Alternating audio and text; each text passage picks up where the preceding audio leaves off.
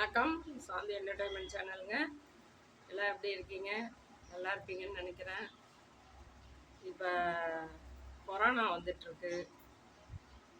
எல்லாம் புதுசாக சொல்கிறேன்னு நினச்சிட்ருக்காதீங்க. 2000லேருந்து 5 வருஷமாக கொரோனா ஒரு வருஷமும் இன்க்ரீஸ் ஆகிட்டே தான் இருக்குது. புது வகையான கொரோனாங்கிறாங்க, வைரஸ் ஃபீவருங்கிறாங்க, திடீர்னு வயிறு வலிங்கிறாங்க. ஒன்றும் சொல்லிக்கிறதுக்கு இல்லைங்க. அதாவது வெயில் கடுமையாக இருக்குது. இந்த வெயிலில் வெளியில் போகாதீங்க. போகிறதுனா காலையில் சாப்பிட்றதுக்கு முன்னே போங்க. ஒரு 6:30க்கெலாம் போங்க. என்ன வேலையோ, போஸ்ட் ஆஃபீஸு பேங்க்லாம் தான் 9:30 ஆகிடும். மற்றபடி வேறு எந்த வேலையை பார்த்துட்டு வெயிலுக்கு முன்னே ஏதாவது வெளியில் கம்பங்கூழ், கேழ்வரகு, அந்த மாதிரி கூழ் வகை, மோர், கூழ் எது கிடைக்குதோ வாங்கி குடிச்சிட்டு உங்கள் வேலையெல்லாம் முடிச்சுட்டு வரும்போது கொஞ்சம் வெயிலாக இருந்தால் கூட குடையை எடுத்துகிட்டு போனீங்கன்னா குடிச்சிட்டு வந்துடலாம். அதாவது வெயில் கடுமையாக இருக்குது. அந்த கதிர்வீச்சு மேலே பட்டாலே உடம்பு ஹீட்டாகி போய் ஏதாவது ஃபுட் பாய்சன் ஆகிடுதுன்னு சொல்கிறாங்க. நான் சொல்லலை, டாக்டர் சொல்கிறாங்க. அதனால் கடுமையான வெயிலில் வெளியில் போகாதீங்க.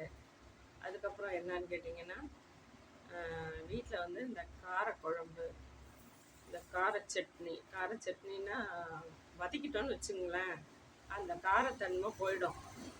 பச்சை வாசனை போக எண்ணெயை விட்டு நல்லா தக்காளி, வெங்காயம், பச்சை மிளகாயோ காஞ்ச மிளகாயோ வதக்கி கொத்தமல்லி தழை வச்சு தக்காளி சட்னி அரைச்சி சாப்பிட்டிங்கன்னா உடம்புக்கு நல்லது. காரம் கம்மியாக போயிடும். அதே இது சில பேர் என்ன பண்ணுறாங்க, தொகையல்னு சொல்லிட்டு பட்டை மிளகா, வெங்காயம், பூண்டு, கொஞ்சோண்டு புளி, தக்காளி கொஞ்சம் வச்சு பச்சையாக அரைச்சி அதில் எண்ணெயை, கடுகு, உளுத்தம் பருப்பு, கருவேப்பிலை தாளித்து கொட்டி அதை தோசை இட்லிக்கு தொட்டுக்கிறாங்க.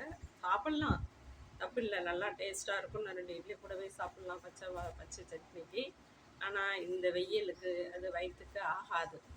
அதனால் வதக்கி அரைச்சி நல்லெண்ணெய் ஊற்றி தொட்டு சாப்பிடுங்க. காரத்தை கம்மி பண்ணிக்கோங்க. இந்த வெயிலுக்கு பச்சை மிளகாயே ஆகாதுங்க. ரசமாகட்டும், இல்லை சட்னி ஆகட்டும், தக்காளி சட்னி எந்த சட்னி அரைக்கிறீங்களோ அதுக்கு பட்டை மிளகாயே வச்சுங்க. பச்சை மிளகா வேண்டாம். பச்சை மிளகா கடுமையான காரத்தன்மை இருக்கும் பச்சையாக இருக்கிறதுனால. அதே இது ட்ரை ஆகி காஞ்ச மிளகாயில் தன்மை கொஞ்சம் குறைஞ்சிடும். நம்ம அதை வறுத்துட்டு நம்ம தக்காளி சட்னியெல்லாம் அரைச்சோம்னா ரொம்ப வயிற்றுக்கு ஒன்றும் பண்ணாதுங்க. அதே போல் சாம்பார், தேங்காய் அரைச்சி விட்டு பொரிச்ச குழம்பு, இல்லை ரசம், இந்த 3ஐயும் மாற்றி மாற்றி சாப்பிடுங்க. அசைவ பிரியர்கள் அது எப்படி காரம் இல்லாமல் சாப்பிடணுமோ வச்சு சாப்பிடுங்க. கார குழம்பு சுத்தமாக அவாய்ட் பண்ணிவிடுங்க இந்த வெயில் போகிற வரைக்கும். மழை சீசன் ஆரம்பித்ததும் நீங்கள் அந்த காரக்குழம்பெல்லாம் எந்தெந்த வகையான காரக்குழம்பு வச்சா யாராருக்கு பிடிக்குமோ அந்த மாதிரி வச்சு சாப்பிடுங்க. இப்போதைக்கு வேண்டாம். 2வது, வெளியில் போனீங்கன்னா மாஸ்க்கு போட்டுட்டு போங்க. மாஸ்க்கு போடாத போகாதீங்க. பட் பொல்யூஷன், காற்றுல பொல்யூஷன் இருக்குது பார்த்தீங்களா. வண்டியில் போகும்போது ஒருத்தர் என்ன பண்ணுறாரு, அவருக்கு ஒரு சளி இருக்குது, காரி தூணு மூஞ்சிக்கு போனாருன்னு வச்சுங்களேன், அது சின்ன சின்ன பபுள்ஸாக தான் காற்றுல போகும். அந்த பபுள்ஸ் நீங்கள் வாக்கிங் மாதிரி சைடில் நடந்து போயிட்டு இருந்தீங்கன்னா அந்த ஒரு சிறு துளி என்ன பண்ணும், கையில் ஒட்டிக்கும். கையில் ஒட்டினா என்ன பண்ணும், காஞ்சதுக்கப்புறம் உங்களுக்கு ஒரு மாதிரி மொனன்னு அரிக்க ஆரம்பிச்சிடும். அரிக்க ஆரம்பித்தது நீங்கள் என்ன பண்ணுறீங்க, சொரிய ஆரம்பிச்சிடுவீங்க. சொரிஞ்சிட்டு அது என்னமோ அரிக்குது, அந்த நேரத்தில் உங்களுக்கு அது எதுன்னு தெரிய போகிறதில்ல. சொரிஞ்சிடுவீங்க. சொரிஞ்சால் அந்த ஒரு கிருமியாகப்பட்டது நகத்தை இடுக்கில் மாட்டிக்கும். திரும்ப அதை ஹேண்ட் வாஷ்லாம் பண்ணுவீங்க, குளிப்பீங்க, ஏதோ ஒரு சின்ன ஒரு கிருமி நமக்கு தொண்டைக்குள்ளே போக வாய்ப்பு இருக்குது. அதனால் முகக்கவசம் போட்டுங்க. பெரும்பாலும் வெளியில் போயிட்டு வந்தீங்கன்னா கை, கால், மூஞ்சி எல்லாம் எந்தெந்த துணி இல்லாத இடம் கை கீழே இருக்குது பார்த்தீங்களா, கை, கால், ஃபேஸ் வாஷ் சுத்தமாக பண்ணிவிட்டு அதுக்கப்புறம் நீங்கள் வீட்டுக்குள்ளே போங்க. இப்போ இருக்கிற காலகட்டம் நீங்கள் ஜாக்கிரதையாக இருக்கணும். அதே போல் ஸ்டொமக் பெயின் ஜாஸ்தி வருது எல்லாருக்கும்.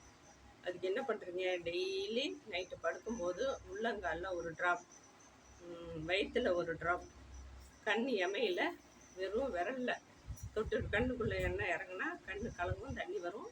அதனால் கண் எமை மேலே லைட்டாக இதை இட்டான்னா எப்படி சொல்கிறது, தடை வர்றது, அதாவது சலிக்க தர தரன்னு தடவாமல் ஒரு பிஞ்ச் கை விரல் எடுத்து அப்படியே கையால் க்ரன்ச் பண்ணி அப்படியே எமையில் தடவி விட்டுக்கோங்க. நெகக்கண், உள்ளங்கால், கண் எமை, தொப்புள் எல்லா இடத்துலையும் வச்சு தடவிட்டு படுத்துக்கோங்க. அதுக்கு மீறி நீங்கள் வந்து மோரை நல்லா சிலுப்பி மோரில் கடுகு, உளுத்தம்பருப்பு, கருவேப்பிலெல்லாம் பிச்சு போட்டு தாளிச்சிட்டு நீங்கள் மோரை ஆற்றி பொழுதுக்கும் மோர் குடிங்க. நீர் மோர் மாதிரி நீர் விளாவி வச்சுட்டு மோரை குடிங்க. ஜூஸ் வகை ஃப்ரெஷ்ஷாகவே நீங்கள் வீட்டில் சாத்துக்குடி, ஆப்பிள் கட் பண்ணி சாப்பிடுங்க. இல்லை ஆப்பிளும் ஜூஸ் குடிக்கணும்னா உங்களால் நிறைய வாங்க முடிஞ்சதுன்னா வாங்கி ஜூஸ் அடித்து வடிகட்டி விடுங்க.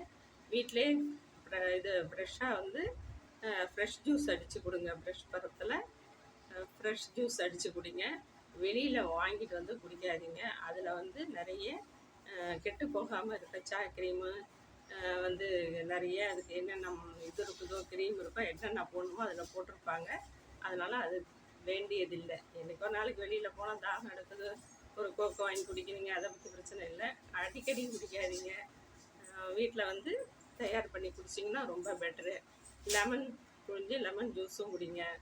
மோர் ஜாஸ்தி குடிங்க. தயிராக குடித்தா உடலில் அடைச்சிக்கொன்றாரு டாக்டரு. அதனால் நல்லா சிலிப்பிட்டு திக்காவோ தனியாவோ நீர் மோராக குடிங்க. உடம்ப வந்து கூலிங்காக வச்சுக்கோங்க. காரத்தன்மை அதிகம் சேர்க்காதீங்க. காரமே ஆகாது. சாம்பாருக்கு எப்போதும் போடுறத விட தக்காளி அதிகம் சேர்த்துட்டு வந்து புளியை கம்மி பண்ணிக்கோங்க. புளியும் வந்து இந்த காலத்தில் அதிகம் சேர்த்துக்கிட்டா வயிற்றுக்கு ஆகலை. அப்போல்லாம் கிராமத்துலலாம் அடிக்கடி வாரத்துக்கு ஒரு வத்த குழம்பு வைப்பாங்க, கல் சட்டியில் போட்டு சுண்டை வைப்பாங்க. அதுவும் பழைய சாதமும் சாப்பிட்லாம். இப்போ பழைய சாதமும் சாப்பிட முடியல, அந்த சுண்டை குழம்பும் வைக்கிறதுக்கான கல் சட்டியோ இல்லை மண்ணெடுப்போ கிடையாது. எல்லாமே மாறிடுச்சு. அப்படிங்கும்போது நாமளும் மாறி தாங்க ஆகணும். உடலை வந்து பாதுகாப்பாக வச்சுக்கணுன்னா நீங்கள் மாறி தான் ஆகணும். நாங்கள் அந்த காலத்தில் எங்கள் அம்மா இருக்கும்போதெல்லாம் அப்படி சாப்பிட்டேன், எங்கள் அம்மா இருக்கையில் இப்படி சாப்பிட்டேன், இப்படிலாம் இருந்தால் அதெல்லாம் வாய்க்கு தான் சொல்லிக்க முடியும். உடம்பு ஏற்றுக்க மாட்டேங்குது இப்போதைக்கு. அதனால் இப்போ உள்ள காலகட்டத்துக்கு காரத்தன்மையை குறைச்சிக்கோங்க. எண்ணெய் ஒரு கை வச்சு தேய்ச்சி முழுங்க. தேய்க்காத புதுசாக இருந்தாலும் ஒரு நாள் ட்ரை பண்ணி பாருங்கள். உங்களுக்கு ஜலதோஷம் பிடிக்காமல் ஏற்றுக்குச்சுன்னா வாரம் எண்ணெய் தேய்ச்சி குளிங்க. விளக்கெண்ணெய் தோசைக்கல்லில் கூட கொஞ்சம் துணியில் தொட்டு தேய்ச்சிட்டு ஒரு தோசை ஊற்றுனீங்கன்னா தோசையில் வந்து நமக்கு அந்த வாடையே தெரியாது. தோசையில் நமக்கு உள்ளே போயிடும் அந்த எண்ணெய். வயிற்றுக்கு நல்லது. வயிறு வலி இல்லாமல் இருக்கும். வெந்தயம் பிடிச்சவங்களா இருந்ததுன்னு வச்சுங்களேன், வெந்தயத்தை ஊற வச்சு சாப்பிட்றவங்க கசப்பு அந்த டேஸ்ட்டு ஒத்து வரும்னா வெந்தயத்தை ஊற வச்சு, சுகர் பேஷண்ட் நிறைய பேர் சாப்பிட்றாங்க. நார்மலாக உள்ளவங்களும் சாப்பிட்டிங்கன்னா உங்களுக்கு வயிறு வலி இல்லாமல் உடம்பு நார்மலாக இருக்கும். எப்போதும் போல் நீங்கள் ஆகாரம் என்னென்ன சாப்பிடுறீங்களோ சாப்பிட்டுக்கலாம். எல்லாருக்குமே ஒரே ஒரு வார்த்தை சொல்கிறது என்ன, காரத்தை குறைச்சிக்கோங்க. நல்லெண்ணெய் நிறைய ஊற்றி சாப்பிடுங்க. நல்லெண்ணெய் பிடிக்காதவங்க வேறு எண்ணெய், கல்லெண்ணெய், எந்த எண்ணெய், தேங்காய் எண்ணெய் பிடிக்குமோ எந்த எண்ணெயை ஊற்றி சாப்பிடுங்க. நெய் பிடிக்குன்னா நெய் போட்டு சாப்பிடுங்க. வாரத்தில் ஒரு நாள் சுகர் பேஷண்ட்டாக இருக்கிறவங்களும் நெய் சேர்த்துக்கலாம். அதிகம் தான் சேர்த்துக்கக்கூடாது. அதனால் எனக்கு சுகர் வந்துட்டு நெய் சேர்த்துக்கக்கூடாது, ஆயில் அதிகம் சேர்த்துக்கக்கூடாது, தேங்காய் சேர்த்துக்கூடாது, பருப்பு அதிகம் சேர்த்துக்கக்கூடாது. குழந்தை எல்லாமே சேர்த்துக்காமல் இருந்தால் சுத்தமாக தோண்டு போய் வாடி போய் வதங்கி போய் உட்காந்துருவாங்க. அதுக்காக நம்ம சுத்தமாக எதுவுமே சேர்த்துக்காமல் இருக்க முடியாது. எல்லாத்தையுமே சாப்பிட்லாம். அளவோடு சாப்பிடுங்க. நார்மலாக உள்ளவங்க நிறைய சாப்பிட்லாம். பசிக்கிறப்ப சாப்பிடுங்க. பசி அஜீரண பிழையாக இருக்கும்போது சாப்பிடாதீங்க. அந்த மாதிரி இருக்கும்போது சாப்பிட்டிங்கன்னா டைஜஷன் ஆகாமல் வாமிட் எடுக்கும், வயிற்றால போகும், அப்புறம் சிலைன் ஏற்றுற மாதிரி ஆகும். அதனால் அந்தமாரி கண்டிஷனுக்கு போகாமல் செரிக்க சாப்பிடுங்க. நிறைய ஃப்ரூட்ஸ் சாப்பிடுங்க. ஃப்ரூட்ஸு வந்து வெஜிடபிள்ஸ் கூட சேலட் போட்டு சாப்பிட்லாம். ஃப்ரூட்ஸில் ஹனி ஊற்றி சாப்பிடுங்க. என்ன உங்களுக்கு பிடிக்குதோ அதெல்லாம் சாப்பிடுங்க. சாப்பிட வேணாம்னு சொல்லலை. எல்லாமே சாப்பிட்லாம். அளவோடு சாப்பிடுங்க. உடம்பு ஆரோக்கியமாக வச்சுங்க. ஆரோக்கியமாக இருந்தால் தான் ஆரோக்கியமான வாழ்வு வாழலாம். யாரும் யாரையும் சண்டை போட்டுக்காமல் சந்தோஷமாக இருக்கிறது கொஞ்சம் காலம் சந்தோஷமாகவும் நிம்மதியாகவும் வாழணும். யார் வீட்லேயும் சரி, ஒரு சின்ன பிரச்சனையாக இருந்தாலும் விட்டு கொடுத்து போயிடுங்க. ஒருத்தர் கட்சி கட்டினா 2 பேரும் கட்சி கட்டினோம்னா அது அப்படியே வார்த்தைகள் பற்றி போய் பெரிய லெவலில் போயிடும். அதனால் அப்படியே அமுங்கி போயிடுங்க. ஒருத்தர் சொன்னாங்கன்னா அந்த இடத்த விட்டு நகர்ந்துருங்க. நகர்ந்துட்டு அடுத்த நேரம் வந்து சிரிச்சுக்கிட்டே இருக்கும்போது நீங்கள் இதுமாரி கேட்டிங்களே கேட்கலாமா அப்படின்னு கேட்டிங்கன்னா அது பிரச்சனை முடிஞ்சிடும். அதே டயத்தில் சுட்டோட சூடாக கேட்டிங்கன்னா பிரச்சனை ஒவ்வொன்று ஊற்றி போயிடும். அப்புறம் அது வந்து ஒருத்தர் ஒருத்தர் முகத்திலே முழிக்காத அளவுக்கு ஒரு வெறுப்புணர்ச்சி வந்துடும். ஒரு வார்த்தை சூடாக சொல்கிறாங்களா அந்த இடத்த விட்டு நான் வந்துடுங்க. நான் வந்துட்டு திரும்ப சிரிச்சுட்டு சந்தோஷமாக பேசும்போது நீங்கள் அந்த வார்த்தை சொன்னீங்களே சொல்லலாமா, அப்போ எனக்கு எவ்வளோ வலியாக இருக்கும், பாதிப்பாக இருக்கும், மனசு எவ்வளோ பாதிப்பாக இருக்குது. இதே வார்த்தை நான் கேட்டால் உங்களை எப்படி இருக்கும், உங்களை எப்படி சுடும், அதை உணர்ந்தீங்களா அப்படின்னு கேட்டால் அதோட அது முடிஞ்சு போச்சு. அது சூட்டோட சூடாக ஒரு நிமிஷம் எதுக்கும் ஆற போட்டு பேசுனீங்கன்னா எல்லாமே நல்லா இருக்குங்க. என்னோடய வீடியோவை பார்க்குறவங்க பிடிச்சிருந்ததுன்னா மற்றவங்களுக்கும் ஷேர் பண்ணுங்கள். புதுசாக பார்க்குறவங்க சப்ஸ்கிரைப் பண்ணுங்கள். வந்து ஆரோக்கியமாக வாழ்க்கைக்கு காரம் ரொம்ப ரொம்ப முக்கியம். வாய் காரமும் ஆகாது, வயிற்று காரமும் ஆகாது. நல்லா இருக்கணும்னு நினச்சி ஆண்டவனை வேண்டிக்கிறேன். இன்னொரு வீடியோவில் சந்திப்போம். பாய்.